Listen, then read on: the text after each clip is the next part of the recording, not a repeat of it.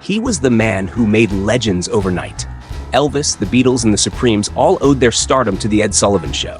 But what America never saw was Sullivan's darker side.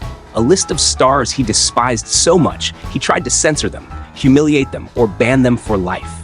And before his death, he revealed the 6 singers he hated the most. Elvis Presley. Long before Ed Sullivan brought the Beatles into America's living rooms, his most controversial booking was a 21-year-old from Mississippi who was already being called the king of rock and roll. But to Ed Sullivan, Elvis Presley was nothing short of a nightmare. Sullivan had built his empire on family-friendly entertainment, crooners, comedians, and carefully polished acts that didn't ruffle too many feathers. Elvis, with his slick hair, gyrating hips, and rebellious charm, was the complete opposite. When Elvis first hit the charts, Sullivan dismissed him outright. He reportedly told friends that Presley was vulgar and not suitable for respectable families. At the time, Sullivan swore up and down that Elvis would never step foot on his stage. But there was one thing Sullivan cared about even more than his personal tastes: ratings. By 1956, Presley's popularity was so explosive that other networks were stealing viewers away from Sullivan every time Elvis performed somewhere else. Refusing to book him was no longer a matter of principle. It was a threat to the survival of his own show. So Sullivan gave in, but not without making sure he stayed in control. When Elvis finally appeared, Sullivan ordered his cameramen to keep the shots strictly waist up. No hip movements, no full-body angles, just Presley's face, shoulders, and microphone. For viewers at home, it was a bizarre choice, but to Sullivan, it was his way of trying to protect his audience from what he considered indecent. The problem? It didn't work. Elvis's charisma exploded through the screen, and millions of teenagers screamed louder than ever. In the end, Sullivan's attempt to censor Presley backfired. The show broke ratings records, and Elvis became even more iconic. Behind the curtain, though, Sullivan's personal feelings never changed. He didn't see Presley as a trailblazer. He saw him as a dangerous symbol of youth rebellion, someone who was dragging popular music into territory Sullivan despised. According to people close to him, Sullivan rarely had a kind word to say about Elvis after that night, even though Presley's appearance helped cement the Ed Sullivan Show as the gateway to superstardom. And if Sullivan's resentment toward Elvis seemed personal, wait until you hear how furious he became when another performer openly defied him on live television. That clash ended with a ban that lasted forever. The Doors, Jim Morrison. If Elvis was a headache for Sullivan, Jim Morrison was a full-blown migraine. By the late 1960s, rock music had changed. The polite crooners of Sullivan's early years were long gone, and acts like The Doors were pushing boundaries that clashed with everything he stood for. When Sullivan booked the group in 1967, the network saw it as a way to connect with younger viewers. But Sullivan, always conscious of television's family values, gave the band one strict order. When they performed Light My Fire, they had to change the line, "Girl." We couldn't get much higher. The word higher to Sullivan was a scandal waiting to happen. To him, it screamed of drug culture, something he had no intention of letting into America's living rooms.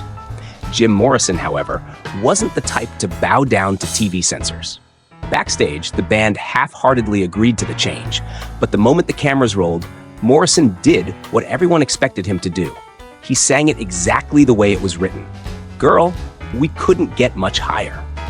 The fallout was immediate. Sullivan was livid. According to crew members, he stormed backstage after the performance, red-faced and shaking with anger. He told the band they'd never be invited back again. Morrison, unfazed, reportedly shrugged and fired back, "Hey man, we just did the Ed Sullivan Show." In other words, they didn't need him anymore. The damage was done, and true to his word, Sullivan banned The Doors for life. That one lyric turned into one of the most infamous moments in television history. A clash between a conservative gatekeeper and a rebellious frontman who refused to censor himself.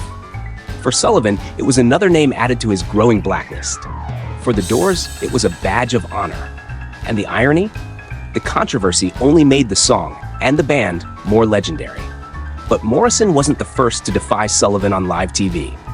Years earlier, another performer made a move that was even bolder, and it would earn him a permanent place on Sullivan's hated list. Bo Diddley. Long before Jim Morrison dared to sing about getting higher, another artist tested Sullivan's patience in a way that was far more direct. In 1955, Bo Diddley, already a rising name in rhythm and blues, was invited onto the Ed Sullivan Show. For Bo, it was supposed to be a career breakthrough.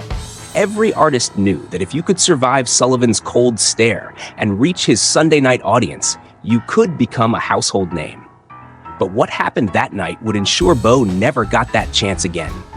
Sullivan gave Bo a very clear instruction: perform the Tennessee Ernie Ford hit 16 Tons. It was a safe, family-friendly song, and Sullivan liked having control over what his guests performed. But when the cameras went live, Bo Diddley strummed the opening chords of his own song instead, Bo Diddley. The crowd erupted, loving every second. But backstage, Sullivan's face darkened. He felt disrespected, humiliated even. In his mind, Bo had embarrassed him on his own stage. When the performance ended, Sullivan wasted no time making his feelings known. According to accounts, he told Bo he would never be invited back, and he kept that promise. Despite the audience's excitement, Sullivan blacklisted Bo Diddley forever. The message was clear. In Sullivan's world, it wasn't just about the music, it was about power, and crossing him meant paying the price. The irony? By refusing to play along, Bo Diddley ended up creating one of the show's most infamous moments. His decision to stand his ground became a story musicians would repeat for decades, a warning about what happened when you challenged Ed Sullivan. But Bo wasn't the only star to end up on Sullivan's bad side.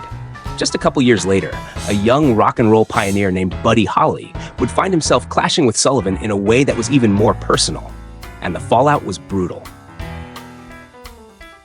Buddy Holly and the Crickets. By the late 1950s, Buddy Holly and the Crickets were fast becoming rock and roll's clean-cut answer to Elvis. Glasses, bow ties, polite Southern charm. On the surface, Holly seemed like the kind of artist Ed Sullivan would welcome with open arms. But the truth was, even Buddy couldn't escape Sullivan's need to control every detail. When Holly and the Crickets were booked to perform in 1958, Sullivan didn't like their choice of song. He thought "Oh Boy" was too wild, too rebellious for his carefully managed stage. He reportedly told the band to tone it down or pick something else. But Buddy Holly wasn't the type to cave. Confident and stubborn, he looked Sullivan in the eye and said, "We've already rehearsed it. That's what we're gonna do." That defiance was all it took. During the live performance, Sullivan retaliated in a way only he could. He turned the band's sound down so low, it was almost drowned out. To millions of viewers, the performance came off flat and awkward. Not because of Holly's talent, but because Sullivan made sure it would. Afterward, Sullivan barely spoke to him and made it clear they'd never return. For Buddy Holly, it was a crushing disappointment. For Sullivan, it was another reminder that he, and only he, controlled what America saw on Sunday nights. But if Sullivan thought he could crush Holly's spirit, he was wrong. Buddy left the stage with his head high, telling friends afterward that he didn't care if Sullivan hated him. He wasn't about to change who he was for television. Tragically, less than a year later, Holly's life was cut short in the plane crash that became known as the day the music died. For many fans, it added a haunting layer to his final appearance with Sullivan, the night a rising star stood his ground and paid the price with his TV career. And as bitter as the clash with Buddy Holly was, it still couldn't compare to Sullivan's frustration with another artist, a songwriter who refused to bow to censorship at all and who walked away rather than let Sullivan control his voice. That man was Bob Dylan. Bob Dylan, if Elvis symbolized rebellion and Buddy Holly symbolized defiance, Bob Dylan represented something Ed Sullivan hated most of all: politics on his stage. In 1963, Dylan was still an up-and-coming folk singer with a growing reputation for being uncompromising. When he was invited to perform on The Ed Sullivan Show, it should have been a turning point, the kind of national exposure that could make a career overnight. But Dylan had a song in mind that would put him on a direct collision course with Sullivan himself. The song was Talkin' John Birch Society Blues, a satirical take on Cold War paranoia and the rise of the far-right John Birch Society.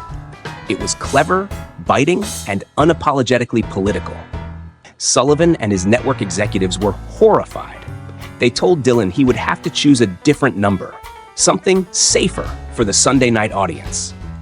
To most young artists, that would have been a small price to pay for the chance to be seen by millions. But Dylan wasn't most artists. Backstage, Sullivan himself reportedly pleaded with Dylan to compromise, suggesting other songs he could play instead. But Dylan didn't budge. To him, being told what to sing was a betrayal of everything he stood for. And so, in a moment that stunned everyone, Dylan made his choice. He walked away. No performance. No compromise. Just silence. Sullivan was left embarrassed and furious.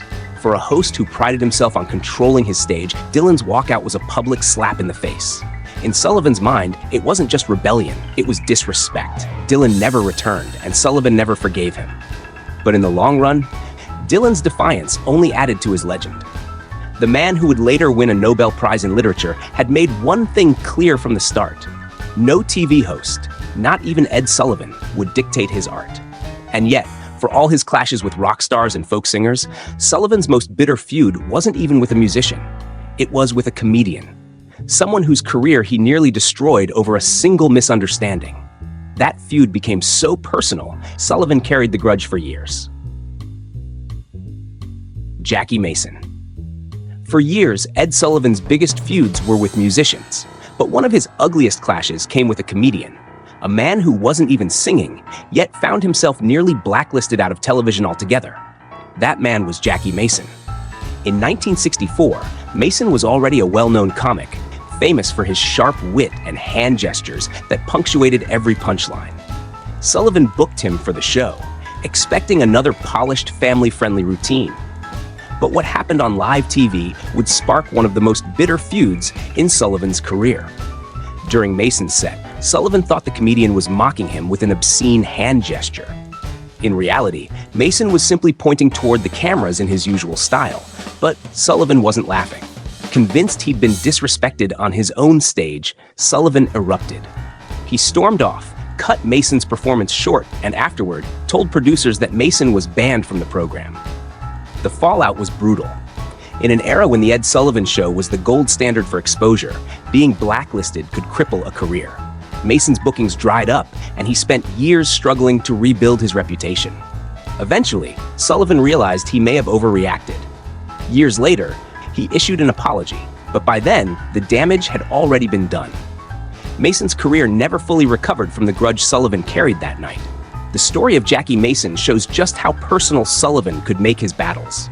With Elvis, Morrison, Bo Diddley, Buddy Holly, and Bob Dylan, Sullivan clashed over music, image, and censorship. But with Mason, it was raw ego. A host who could make stars overnight also had the power to ruin them just as quickly. And that's the hidden truth about Ed Sullivan. Behind the warm smile and Sunday night charm was a man whose grudges shaped American entertainment just as much as the legends he helped create. For 2 decades, Ed Sullivan was America's gatekeeper.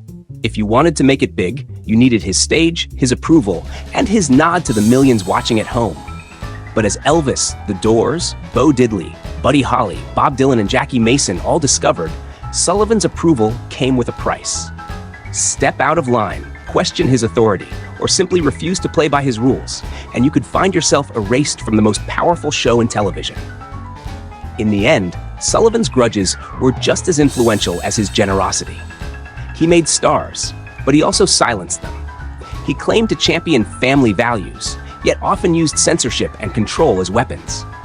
And the irony is, almost every performer he tried to suppress, whether Elvis's hips, Morrison's lyrics, or Dylan's protest songs, became more iconic because they stood their ground.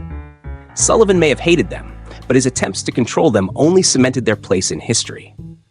So what does that say about the man himself? To his fans, Sullivan will always be remembered as the host who brought the Beatles to America and gave millions their first glimpse of legends. But behind that legacy lies another story. A man whose dislikes, resentments, and grudges shaped music just as much as the acts he embraced. And here's the question to leave you with. If Ed Sullivan hadn't tried to hold back these artists, if he'd allowed them to perform freely, without censorship or revenge, how much faster would music have changed? Maybe history would have looked the same. Or maybe the entire sound of American culture would have shifted years ahead of its time.